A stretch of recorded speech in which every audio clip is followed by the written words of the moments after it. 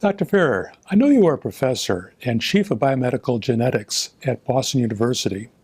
Tell us a little bit about your background in genetics research, specifically with regards to Alzheimer's. Sure. I've been involved in genetics research of Alzheimer's disease for more than 30 years, going back to a time when it wasn't even clear whether genetics has a major role in the basis of the disease. And we first began studying a very rare form of the disorder that occurs in midlife, and it appears to be a classically inherited trait. And with my research team, we identified two genes that we subsequently called presenilin 1 and 2, and these mutations cause the disease, meaning that if you inherit them and live long enough, by age 60, you will develop the disease. But these mutations are very rare. The most common form of Alzheimer's, what we consider late onset after age 65, the genetic basis is much more complicated. About 20 years ago, the first gene related to the late form of Alzheimer's disease, ApoE, was identified.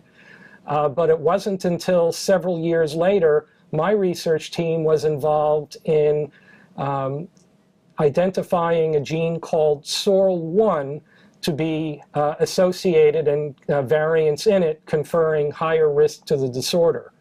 And what we also learned through that study is that the function of this gene is inside cells, and it behaves like a traffic cop. It helps guide molecules to various parts of the cell for processing, including molecules that are directly involved in Alzheimer's.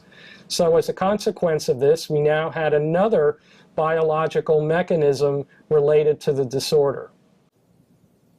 How can genetics research lead to more effective treatment and perhaps even a cure for Alzheimer's? The best way to do that using genetics is not through genetic engineering in the way we think of gene splicing, but now all of the genes that we identify, and so far there are about 20 of them, we hope to understand more about the biology of the disease and hence be able to develop perhaps drugs that artificially will increase or decrease the expression of these genes as needed. One of the goals of ALZ's Hope for a Cure is to support cutting-edge research that doesn't fit into the areas typically funded by NIH or pharmaceutical companies, and that may have a bigger payoff in a shorter amount of time. Can you tell us briefly what you propose to do and why you believe this research is so important? We're proposing to study a rare form of memory ability, in this case, very superior memory capability, in a group of individuals, and there are only a few of them in the country, who have a condition that's called hyperthymia, which in common terms is known as autobiographical memory. These are individuals who can remember events in their past life going back, say, 3 or 4 or more decades. For example, if you ask someone what they had for dinner on October 6, 1962, they'll not only give you the menu, but they'll recite the headlines in the newspaper that day. So our goal is to study the entire genome sequence of these individuals to identify the one or perhaps two genes that have very rare mutations that give them this very unusual ability. And by doing so, we can use that to inform us about Alzheimer's. Now, one of the interesting observations is that these individuals have a part of their brain called the hippocampus, which is much bigger than in the community, in people in the community.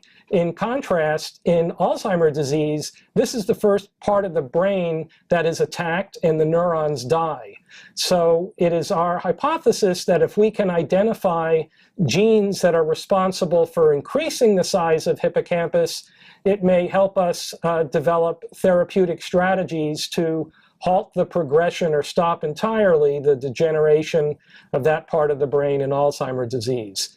And after we identify these mutations, our next step is to generate what are called induced pluripotent stem cells, which are essentially reprogramming a cell that we take from your body, such as the skin, bringing it back to the earliest stage of development.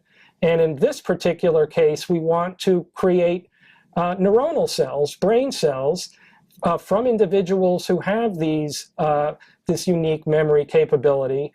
And then we can perform a series of experiments to understand function and to help us, again, better be on the track for developing new treatments for Alzheimer's disease. Dr. Farrer, thank you for your insight into how ALZ's hope for a cure may affect millions of people from around the world. And now I would like to thank you, the viewer, for taking this time in supporting our movement. As founder of ALZ's Hope for a Cure, when you reply, I'll provide you additional information about our program and our progress. Thank you.